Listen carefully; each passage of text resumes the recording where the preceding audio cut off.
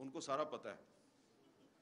تو فرحت اللہ بابر صاحب بھی ان باتوں کی تائید کریں گے. تو اس لیے یہ جو مسئلہ ہے نا کہ جی آپ ایک پولیٹیکل پارٹی کا جو موقف ہے اس کو کیوں سپورٹ کر رہے ہیں, بطور ایک صحافی یہ ہماری ایک انٹرنل ڈیبیٹ ہے کہ آپ کو ریڈ لائن کتنی کراس کرنی ہے کتنی نہیں کرنی. لیکن اگر آپ کر بھی رہے ہیں اور آپ کی آواز دبائی جاتی ہے تو یہ ناقابل قبول ہے, یہ آرٹیکل 19 کی خلاف ورزی ہے. ہمارے دوست جناب شعیب شاہین صاحب نے بڑی زبردست باتیں کی ہیں. انہوں نے لائرز موومنٹ یاد دلائی ہمیں 2007 میں, جب پابندیاں تھیں اور ہم سڑکوں پہ پروگرام کرتے تھے اور عمران خان صاحب بھی آتے تھے اور مسلم لیگ نون کے لوگ بھی آتے تھے اور بھی سارے لوگ آتے تھے. لیکن ہمارا ایک خیال تھا کہ لائرز موومنٹ جو ہے اس کے نتیجے میں پاکستان میں جو قانون کی بالادستی کا جو تصور ہے, یہ تصور جو ہے یہ مضبوط ہوگا. لیکن یہ تصور جو ہے یہ مضبوط نہیں ہوا. یہ میں بڑی بدقسمتی سے بات کروں گا, جو فروٹ ہے نا, جو پھل ہے اسٹرگل کا, وہ نہیں ملا.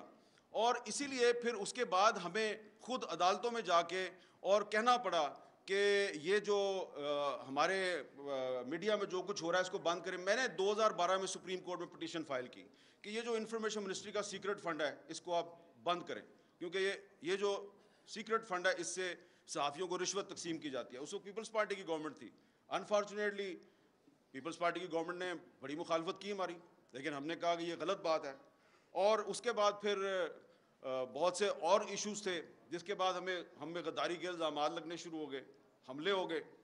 تو آج آپ کو بھی غدار کہا جا رہا ہے, آپ کو بھی غداری کے مقدمات میں ملوث کرنے کی دھمکیاں دی جا رہی ہیں. تو ہم نے تو بھائی ہمیشہ سے یہ جو غدار کا ٹیگ لگانے والے لوگ ہیں اور غداری کے سرٹیفکیٹ تقسیم کرنے والے لوگ ہیں, ہم نے تو ان کی ہمیشہ سے مخالفت کی ہے. اب آپ بھی اس کی زد میں آ رہے ہیں تو ویلکم ٹو دا ٹریٹرز کلب. ہم آپ کو خوش آمدید کہتے ہیں غداروں کے کلب میں. اس کی وجہ یہ ہے کہ میں ذاتی طور پہ ہمیشہ یہ کہتا ہوں کہ اگر کوئی مجھے غدار کہتا ہے تو 100 دفعہ کہے کہ میرے لیے فخر کی بات ہے. ہاں, اگر کوئی آپ کو پیٹریوٹ کہتا ہے تو پھر آپ ذرا مشکوک ہیں, کیونکہ پھر پیپلز پارٹی پیٹریوٹ بنی تھی نا, پتہ ہے نا آپ کو. تو مسلم لیگ کے اندر بھی جو گروپ بنے تھے قائد اعظم کے نام پہ, پتہ ہے نا آپ کو کس طرح بنتے ہیں. برا نہ بنائیے گا سرور خان صاحب. تو اس لیے اگر آپ کو کوئی پیٹریوٹ کہتا ہے تو پھر آپ مشکوک ہو جاتے ہیں. ہاں, کوئی غدار کہتا ہے اس کا مطلب ہے کہ یار یہ بندہ جو ہے نا یہ اس راستے پہ چل رہا ہے جس پہ فاطمہ جناح چلی تھی. سب سے پہلے اس ملک میں مادر ملت محترمہ فاطمہ جناح کو جنرل ایوب خان نے کہا یہ انڈین ایجنٹ ہے اور کہا کہ یہ غدار ہے. اس لیے آج کے پاکستان میں جب کسی سیاستدان کو غدار کہا جاتا ہے تو میں سمجھتا ہوں کہ اسے اس پہ اعتراض نہیں کرنا چاہیے, خوشی کے ساتھ کہیں کہ ہاں میں غدار ہوں, آؤ مجھے گرفتار کرو, آؤ میرے پہ مقدمہ چلاؤ. لیکن اگر کوئی فوجی ڈکٹیٹر جو ہے اس پہ آرٹیکل 6 کو ایبروگیٹ کرنے کا الزام ہے تو اس پہ مقدمہ ضرور چلنا چاہیے, اس کو کنوکٹ کیا گیا تو اس کو سزا بھی ملنی چاہیے. تو یہ شعیب شاہین صاحب جو ہیں یہ میری اس بات سے اتفاق کریں گے, انہوں نے بڑے خوبصورت طریقے سے آپ کو ڈیفائن کر دیا ہے کہ آئین کی خلاف ورزی ایک اور چیز ہے اور آئین کو ایبروگیٹ کرنا ایک اور چیز ہے.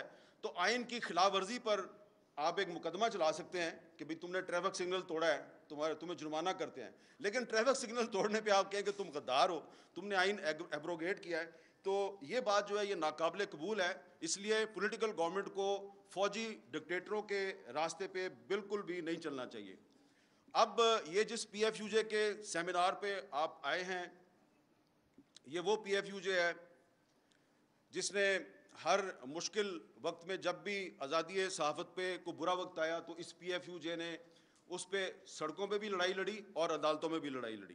تو اس لیے میں آج کیونکہ عمران خان صاحب ہیں, تحریک انصاف کے بہت سے لیڈر یہاں پہ بیٹھے ہوئے ہیں, تو آپ کو فوڈ فار تھاٹ دینا چاہتا ہوں کہ آپ ذرا سوچیں کہ جب آپ حکومت میں آتے ہیں تو کیا وجہ ہوتی ہے کہ یہ پی ایف یو جے جو آج آپ کی ہوسٹ ہے یہ آپ کی حکومت کے اقدامات کے خلاف عدالتوں میں چلی جاتی ہے. جیسا کہ آپ کو ہمارے دوست بتا رہے تھے کہ پیکا لا جو ہے یہ جب 2016 میں آیا تو مسلم لیگ نون کی حکومت تھی, اور اس وقت جب ہم نے اس لا کی مخالفت کی پیکا کی تو ہمیں کہا گیا کہ یہ آپ کے پیچھے ڈالر بول رہے ہیں. یاد ہے نا آپ کو, وہ ایک منسٹر ہوتی تھی ان کی, انہوں نے کہا آپ کے پیچھے ڈالر بولتے ہیں. ہم نے ان کو کہا کہ یہ تم آج 2016 ہے, تم یہ پیکا لا بنا رہی ہو, یہ اسی لا میں تم اندر ہو جاؤ گی. اب وہ کہیں نظر ہی نہیں آتی, پتہ نہیں کدھر چلی گئی ہے وہ.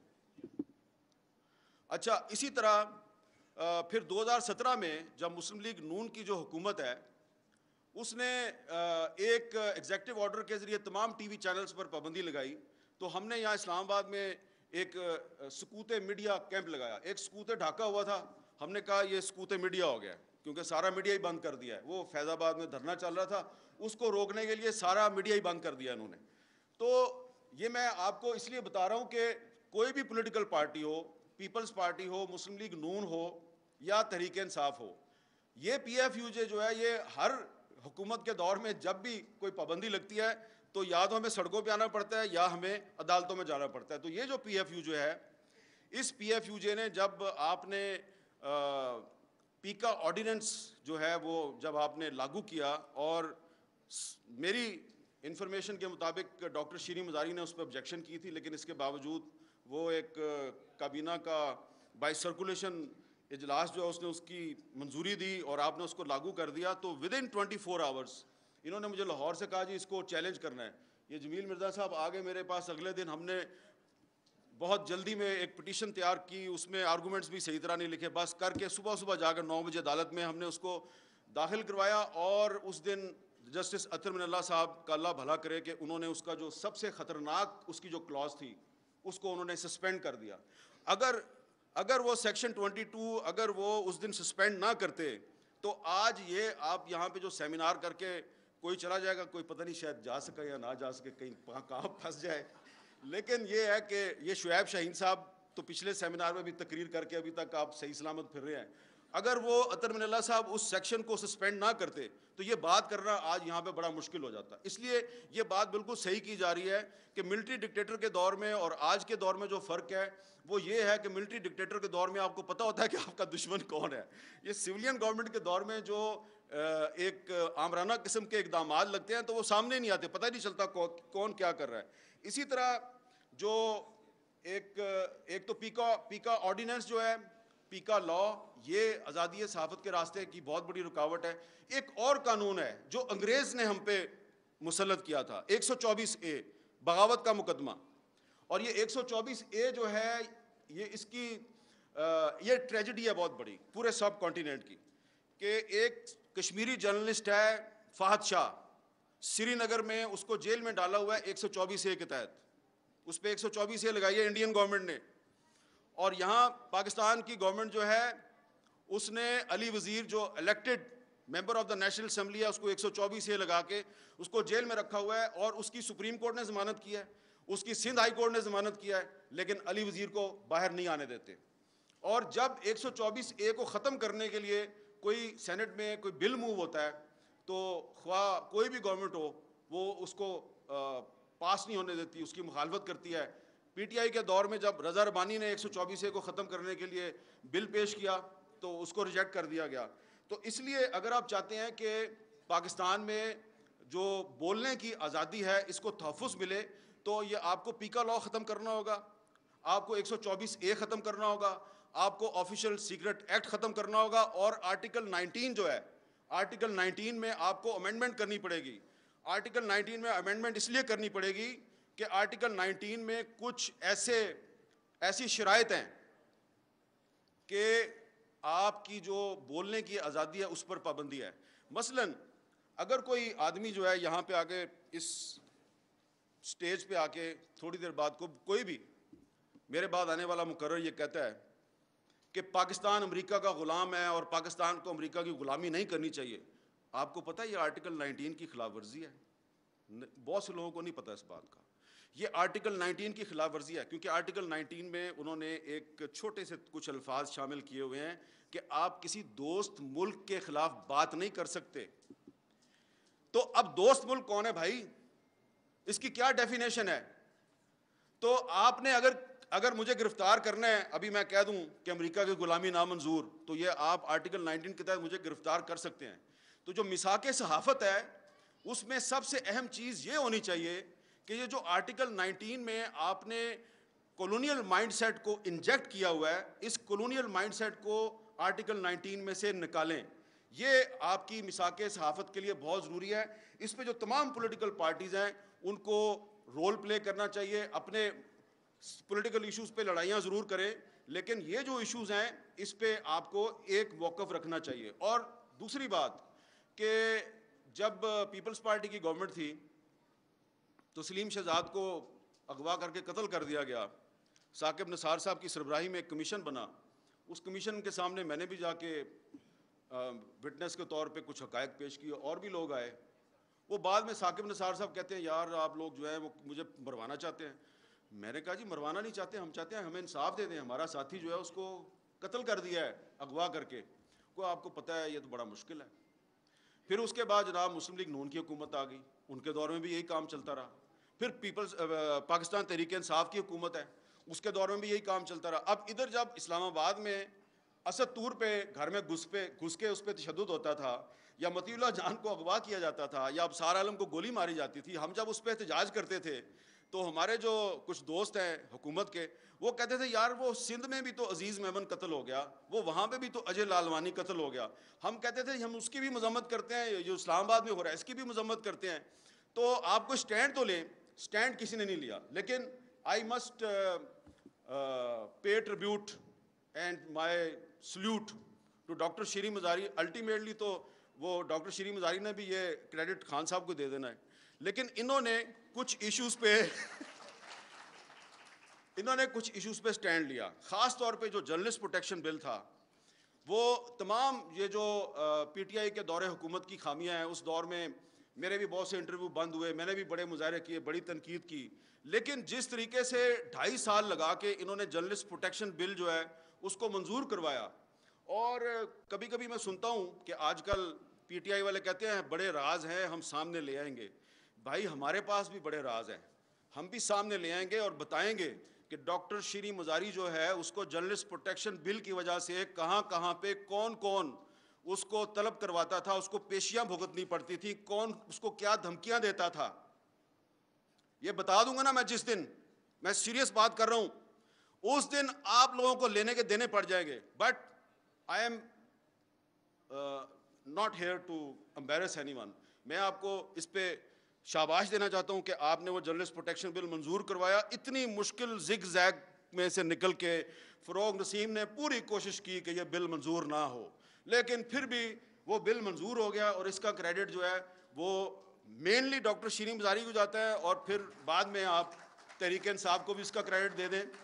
لیکن یہ بات میں اس لیے کر رہا ہوں, میری بات کا برا نہ بنائے, کہ جب فروغ نسیم صاحب اس بل کے خلاف سازشیں کر رہے تھے, اور انہوں نے جو مسنگ پرسنس کا بل تھا اس کے خلاف بھی سازشیں کی, تو کوئی روکنے والا نہیں تھا ان کو. یہ بڑا پرابلم ہے کہ آپ اس کو روک نہیں رہے تھے. اور مجھے پتہ ہے کہ مجھے کہاں کہاں سے پریشر آتا تھا کہ یار یہ تم کیوں یہ شیریں مزاری کے بل کو لیے پھر رہے ہو. جب اس کو پی ایف یو جے نے سپورٹ کر دیا اور اس کو human rights commission of Pakistan نے سپورٹ کر دیا, اور مجھے آئی اے رحمان مرحوم نے کہا, میں نے جب ان کو جا کے اس کا ڈرافٹ رکھا تو آئی اے رحمان صاحب نے کہا حامد یہ بل منظور ہو جائے گا. میں نے کہا سر ہو جائے گا. اس نے کہا اس کا مطلب ہے میری ساری زندگی کی جو سٹرگل ہے وہ کامیاب رہی. وہ بل منظور ہو گیا, لیکن پھر کیا ہوا کہ پھر اس میں ایک کمیشن بننا تھا کہ کسی صحافی پہ جب حملہ ہوتا ہے تو وہ کمیشن جو ہے اس نے انکوائری کرنی تھی, اور اس کمیشن میں ورکنگ جرنلسٹ کی تعداد زیادہ تھی. اب وہ کمیشن اگر وہ کمیشن آج ہوتا تو یہ جو بہت سے صحافی ہمارے سامنے بیٹھے ہیں جن پہ آج کل مقدمات درج ہو رہے ہیں اور ان کو ہراسمنٹ کا سامنا ہے, تو وہ کمیشن ان کی انکوائری کر رہا ہوتا. نہ وہ کمیشن بن سکا, نہ ہی اس کمیشن کا سربراہ جو ہے اس کی تقرری ہو سکی. لہٰذا یہ جو میثاق صحافت ہے اس میں ایک چیز یہ بھی شامل ہونی چاہیے کہ جو پچھلے دور میں جو جرنلسٹ پروٹیکشن بل بنایا گیا تھا, اس جرنلسٹ پروٹیکشن بل میں جو کمیشن ہے اس کو کمیشن کی تشکیل مکمل کی جائے, اس کا چیئرمین لایا جائے. کیونکہ اگر وہ کمیشن نہیں بنے گا تو اس کا مطلب ہے کہ جرنلسٹ پروٹیکشن بل جو ہے وہ صرف ایک ڈاکومنٹ ہے اور اس کی کوئی پریکٹیکل حیثیت نہیں ہے. وہ بل جو ہے وہ ضرور بننا چاہیے, اور اگر وہ بل نہیں بنتا تو اس کا مطلب ہے کہ پھر یہ جو اس وقت حکومت ہے یہ آزادی صحافت جو ہے اس میں اتنی سنسیئر نہیں ہے جتنے کہ دعوے کیے جا رہے ہیں. تو میں نے کافی ساری باتیں کر لی ہیں, لیکن ایک بات میں آخر میں ضرور کروں گا کہ اسلام آباد ہائی کورٹ بار ایسوسی ایشن جو ہے اس نے پاکستان تحریک انصاف کے دور حکومت میں ایک آبزرویشن دی تھی تقریباً 5-6 مہینے پہلے کہ لاپتہ افراد کا جو معاملہ ہے اس پر اب میڈیا میں بات کرنا بڑا مشکل ہو گیا ہے. وہ تو تھا تحریک انصاف کا دور حکومت, اب شہباز شریف صاحب کا دور حکومت ہے. اب انہوں نے ایک کمیٹی بھی بنا دی ہے, لیکن ابھی بھی ایسا لگ رہا ہے کہ لاپتہ افراد پہ بات کرنا کافی مشکل ہے. اور آپ لوگ اپنے جلسوں میں, اپنی تقریروں میں ہر ایشو کو چھیڑتے ہیں. مجھے لگتا ہے کہ آپ سوائے شیریں مزاری کے آپ لوگ اس ایشو کو اوائڈ کرتے ہیں. میں یہ نہیں چاہتا کہ شعیب شاہین کی طرح ڈائریکٹ آپ کو میں کہوں کہ پہ جاؤ, میں بالکل یہ نہیں کہوں گا کہ پہ جاؤ, لیکن یہ ایک ایشو ہے. اگر آپ پاکستان میں آئین اور قانون کی بالادستی چاہتے ہیں تو یہ جو انفورسڈ ڈس اپیرنسز کا مسئلہ ہے, لاپتہ افراد کا مسئلہ ہے, اس پر آپ کو سٹینڈ لینا پڑے گا. اور اس کا براہ راست تعلق جو ہے وہ آزادی اظہار کے ساتھ ہے, کیونکہ ہمارے بہت سے صحافی ساتھی جو ہیں ان کو اغوا کیا جاتا ہے, اٹھا لیا جاتا ہے صرف اسی چکر میں کہ آپ جو ہے ریڈ لائن کراس کرتے ہیں, اور پولیٹیکل ورکر جو ہے اس کو تو اٹھا کے غائب بھی کر دیا جاتا ہے.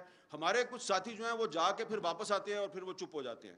تو اس لیے یہ جو لاپتہ افراد کا معاملہ ہے اس کا ہماری صحافت کے ساتھ اور فریڈم آف سپیچ کے ساتھ بہت گہرا تعلق ہے. اس لیے جب تک آپ اس پہ سٹینڈ نہیں لیں گے تو وہ لوگ جو سمجھتے ہیں کہ پاکستان میں آپ کو انسانی حقوق کی خلاف ورزیوں کے خلاف ایک سیسا پلائی ہوئی دیوار بننا چاہیے, وہ آپ کے ساتھ کھڑے نہیں ہوں گے, اور یہی آپ کا اصل ٹیسٹ کیس ہے. بہت بہت شکریہ.